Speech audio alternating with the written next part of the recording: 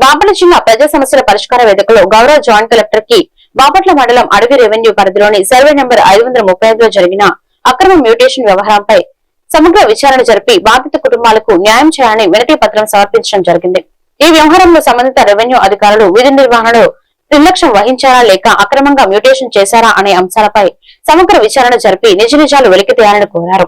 అదేవిధంగా survey number 535కు సంబంధించిన mutation ప్రక్రియలో ఏ ఆధారాలపై పేరు మార్పు జరిగిందో పరిశీలించి సంబంధిత రికార్డులను తనిఖీ చేయాలని, బాధిత కుటుంబాలకు సమాచారం ఇవ్వకుండా అక్రమంగా మ్యూటేషన్ చేసిన అధికారులపై శాఖాపరమైన మరియు చట్టపరమైన చర్యలు తీసుకోవాలని విజ్ఞప్తి చేశారు.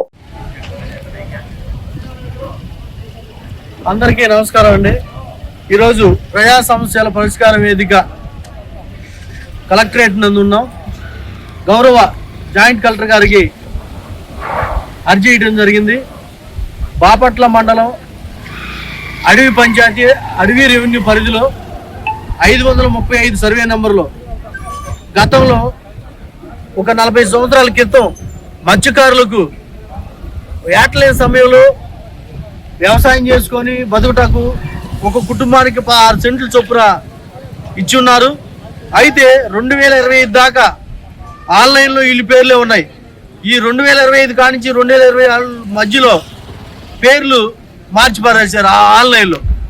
ఇక్కడ బాపట్ల తహసీల్దార్ గారి ఆఫీసులో జరిగిన ఈ మ్యూటేషను కనీసం వారసులకు నోటీస్ ఇవ్వకుండా, వారసులను పిలవకుండా అది వారసత్వం అని ఆన్లైన్లో ఎక్కించారు. ఇక్కడ ఏం జరిగిందంటే ఈసీలో తీయలేదు, వారసులకు పిలవలేదు, ఫ్యామిలీ సర్టిఫికెట్ ఇవ్వలేదు, ఆ పొలందారులకు నోటీసులు ఇవ్వలేదు, చేయకుండా చట్ట విరుద్ధంగా వేరే పేర్లు మెడిటేషన్ చేసి బాధితులకు అన్యాయం జరిగింది. తక్షణమే దీనిపై ఎవరైతే ఏ వీఆర్ఓ పంచనామా చేశారో, వీఆర్ఓ ఆర్ఐ తహసీల్దార్ ఎవరైతే చేశారో వారిపై చర్యలు తీసుకొని బాధితులకు న్యాయం చేయాలని ఈరోజు గౌరవ జాయింట్ కలెక్టర్ గారికి బాధితుల తరపున అర్జీ ఇవ్వడం జరిగింది.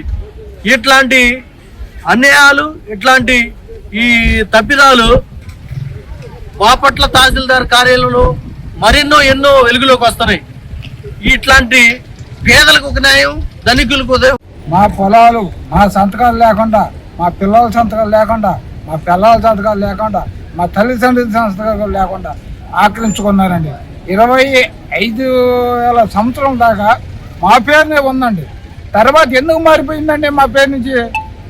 మీ పేదవాళ్ళని మీరు పట్టించుకోరా? ఎవరో పట్టించుకోని సమాజంలో మేము బతకూడదా? పేదవాళ్ళు ఉంచోళ్ళు అండి, కాళ్ళు లేని వాళ్ళని, కళ్ళు పోయిన వాళ్ళు అనేక రకాలుగా ఉంటామండి. వాళ్ళందరికీ అన్యాయం చేసి మమ్మల్ని ఏం చేయగలుగుతారండి?